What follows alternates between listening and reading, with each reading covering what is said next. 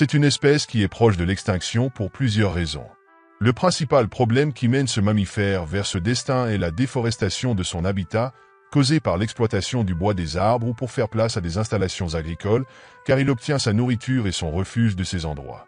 Une autre cause, bien que moindre, est la chasse de cet animal pour sa viande et parce qu'il fait des incursions dans les champs agricoles, où les habitants et les agriculteurs de la région les considèrent comme des nuisibles.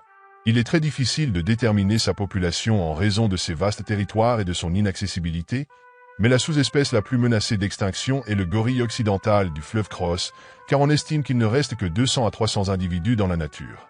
D'autres, comme le gorille des montagnes, ont vu leur population augmenter de 17%, atteignant un total de 700 gorilles à l'état sauvage.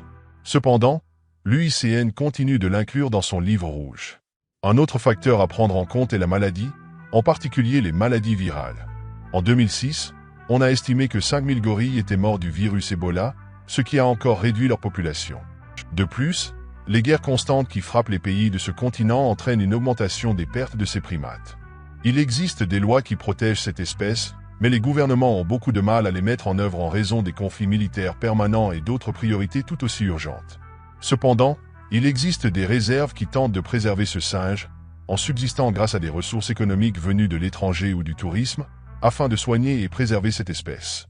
Il est important de sensibiliser les gens au fait que si des mesures ne sont pas prises, le gorille disparaîtra bientôt.